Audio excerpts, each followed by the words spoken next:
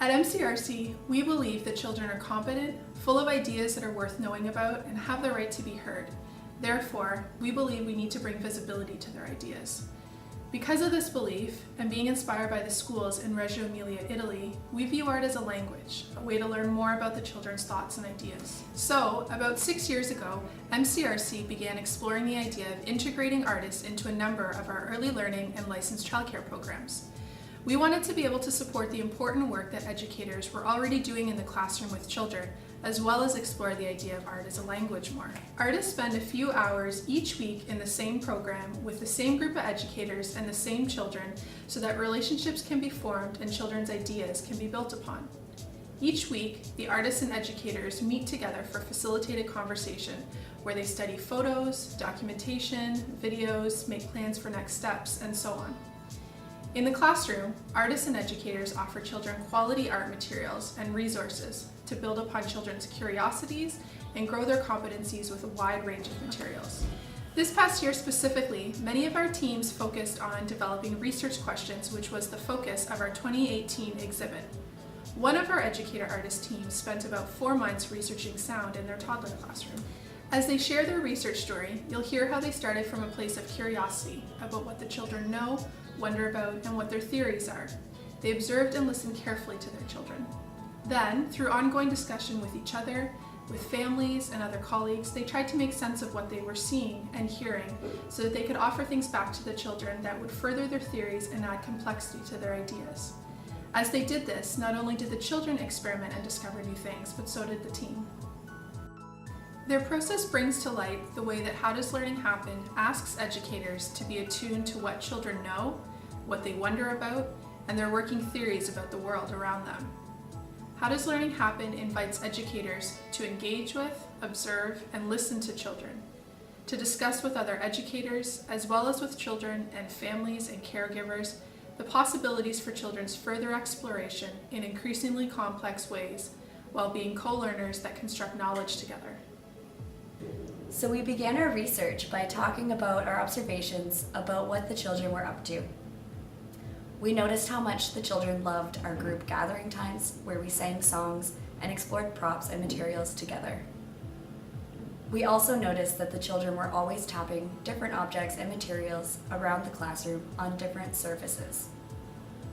After chatting about these observations, we decided to continue observing a little more closely. We also continued studying our notes, photos, and videos. One specific video we studied stood out as one of the children danced and moved to music very dramatically with props. The more we studied and reflected as a team, the more we really noticed the children's connection to both music and movement. When we were invited to come up with a research question, we started with the word dump, with the broad topic of music and movement. The word dump consisted of us writing down any and every word that we could think of that related to our topic. This helped us fully explore the topic before narrowing down a question. Next, we created categories from our brainstorming to help us focus on one main idea. After much discussion, we picked the sound category to develop a research question around, since it piqued our interest the most and incorporated the other categories. We initially started with one question: how does sound affect or influence children's actions? After about a week of observation, we did not come up with much data for that question, so we wondered if we needed to tweak it. We then came up with a second question: what do toddlers notice about sound? From there, for the next week, we posted both questions and tried collecting data for each one. We observed and documented and noticed that the first question was too specific, which led us to collect less data. As a result, we moved forward with the question, what do toddlers notice about sound? How Does Learning Happen states that using questions can help to frame documentation, support planning that reflects the complexity of children's lived experiences, and provide a deeper understanding of why these experiences are important for children. The research questions that a number of our educator artist teams developed really helped focus their attention and choose carefully and thoughtfully what they were going to document. As a result, their planning wasn't too structured nor too unstructured. The provocations they offered were purposeful, thoughtful, and responsive, as you'll see in a few moments as the team continues to share their story. Using questions as a lens helps you to really see children for who they are. Many of our teams that developed research questions commented on how their view of children shifted throughout their study as they began to see children's competencies in new ways. Once we decided on a research question, we posted a bulletin board on the wall and began documenting and collecting data. Posting this research board on the wall helped us to have conversations and answer questions about what we were doing with new people coming into the room. As we began seeing sound differently, we were able to help others consider sound differently as well. The research board also helped us connect with families on a deeper level. For example, one day a new parent shared a story of how much their child enjoyed banging objects on tables and walls. As we chatted, we talked to them about how that related to our sound research, which we believe gave them a sense of belonging. Also, one boy in our class would often dump bins of materials all around the classroom. It wasn't until one day when he dumped a bin on the carpet, tidied it up quickly, and dumped it again on the laminate floor that we realized that there may be a purpose for the dumping. We wondered if he was testing the difference in sound that the materials made on the carpet versus the laminate flooring. This observation opened up a meaningful conversation with his mom. Having a question to focus on and being visible on our wall at all times helped us to remember what exactly we were looking for. It was also a quick and easy way to collect our data that we could study later on, as well as showing parents and other staff members. How Does Learning Happen talks about how pedagogical documentation helps to find meaning in what children do and what they experience. It invites us to see pedagogical documentation, not as just a recounting of events, i.e. the children did this today, they had fun going here, but rather it invites us to see pedagogical documentation as a process, as a way of intentionally noticing and capturing children's competencies, and then studying our observations to make sense of them. Pedagogical comes from the word pedagogy, which is the relationship between teaching and learning. It's how learning happens. The only way that documentation, i.e. the photos, the videos, the notes we take, and the stories we write up, the only way it becomes pedagogical is when we study it with other people, to make sense of it and to learn from it. The documentation we gather should inform our practice and ways of being with children. As the team continues telling their research story, you will hear how the documentation or the data they collected informed everything that they did. Each week, we went back into our classroom after we had studied our data as a team and offered provocations to observe again. Based on how the children responded to the provocations, we decided what to do next. Studying our videos, having discussions, and reflecting as a team really helped us notice things that we hadn't noticed before. We noticed multiple children on different days throwing round plates down, trying to make them spin. We wondered if they were noticing the sound or the movement, or both. Were they noticing the vibration? To respond to these observations, Vicky and Ange set up an area by the window with a variety of circular materials like lids to further explore rotation or sound. Another day, instead of putting paint in pallets, we put paint on the same plates they had been using to spin. We wondered if this would offer them the chance to see sound or movement. We also brought in dancing water speakers to invite the children to see sound move through the water. We also noticed children constantly pressing the middle of the jar lids. We wondered if they were enjoying the feeling of the sound or the vibration, or were they seeing sound by observing the middle of the jar lids bounce back? To respond to these observations, we brought in table chimes and big drums for the children to use.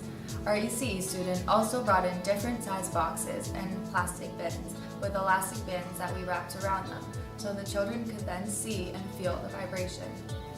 We also noticed children calling to one another through the wall easel and the mini pylons. We wondered if they were using sound, their voices, to connect with each other.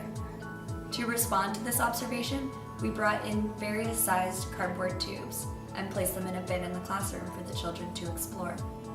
How Does Learning Happen discusses the notion of critical reflection and collaborative inquiry when it states that we encourage educators to be researchers, to try new ideas and test theories.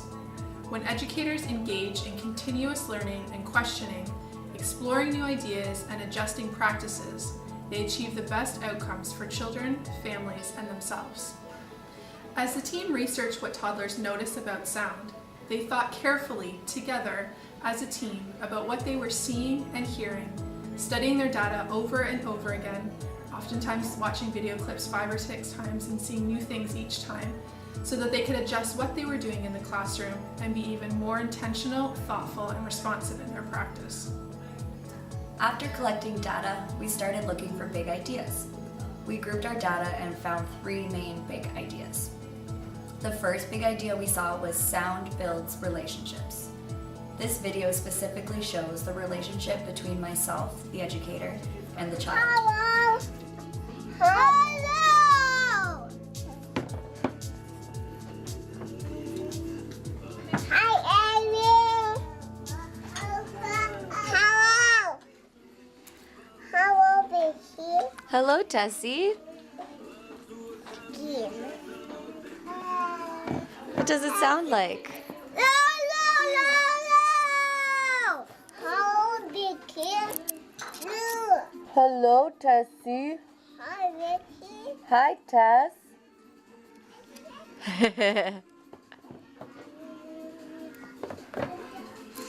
Bongo. Try orange. You want me to try orange? Does it sound different? Hello. Hello. Hello. Hello. Hello. Let's play yellow. You want me to try yellow? Hello. Hello. Hello. We often saw relationships being built between educators and the children through the exploration of sound. We also noticed the children building relationships with each other with sound as the catalyst. Hello. Hello.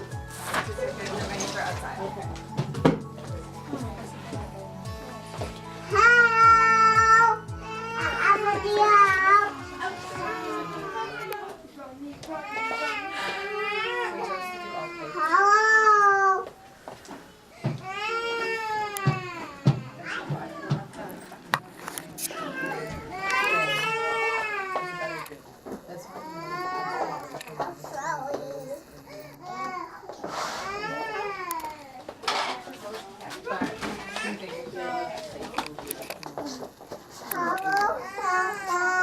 L.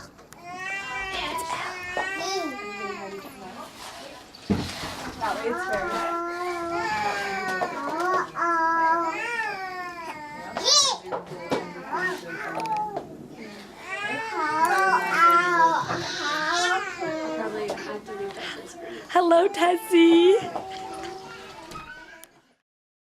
The second big idea we noticed was sound invites a response.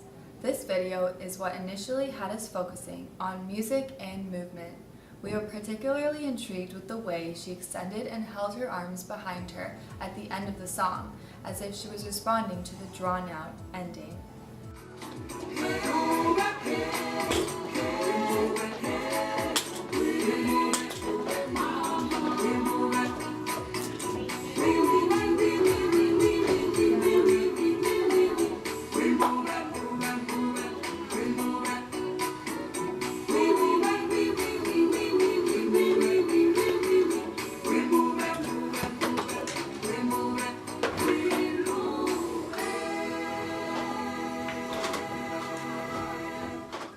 As we researched, we collected many videos where we saw children recognizing that sound.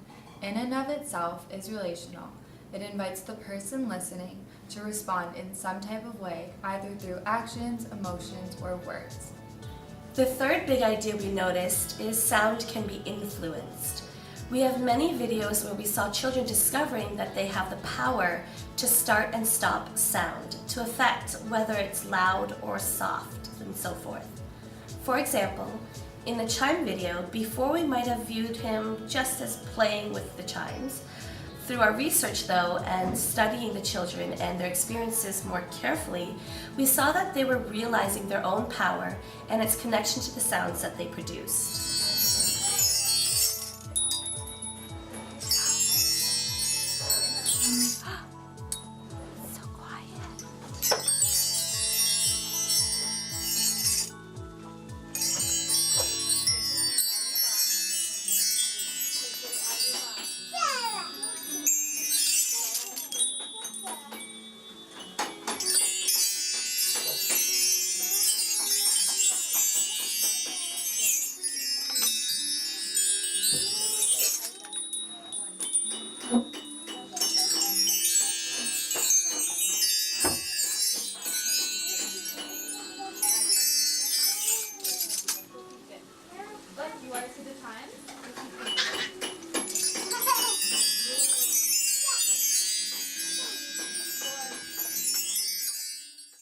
Our research question, as well as questions that came up during our reflection meetings, really made us think deeper.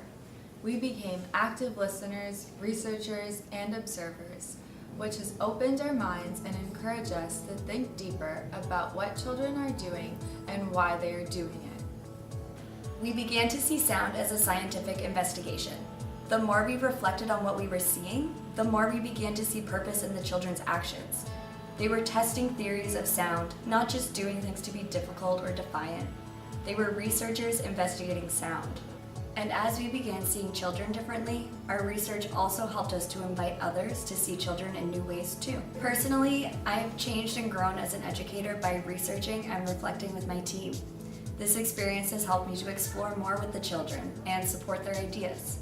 I truly believe that researching with children has given my profession as an educator a much stronger purpose. Engaging in this research really helped develop a respectful and thoughtful working relationship between the educators and myself as an artist, which positively impacted the children's learning experiences and the opportunities provided to them. It really built a sense of cohesion amongst us all. How Does Learning Happen comments that through critical reflection, educators test long-standing views and taken for granted practices, and consider new approaches and ways of thinking about their work. Just like the Toddler team mentioned about how their views of children changed and their responses to them through engaging in this research, it's clear that this is the power of critical reflection. When educators have the time and tools to think together, to study what they're seeing, to provoke and challenge each other with questions, to research what others have to say about what they're noticing, then they begin to move into their work with more intentionality and thoughtfulness and the ability to verbalize why they do what they do. If we want to create the best context for children and families, we have to be critical thinkers and we have to think and question things that we do together. This is why How Does Learning Happen isn't a program add-on. It's not something that we do. It's about inviting us into a mindset, a way of thinking about our work, a way that invites us to question and provoke and research and think deeply about why we do what we do and how we do it. It invites us to look carefully at how our beliefs, i.e. what we say, are reflected or maybe not reflected in what we do, and then make changes. As you think about this story of toddler research, we invite you to ask yourself, what resonated for me in this story? How do I view children's competencies? And how can I put research into practice in my own work?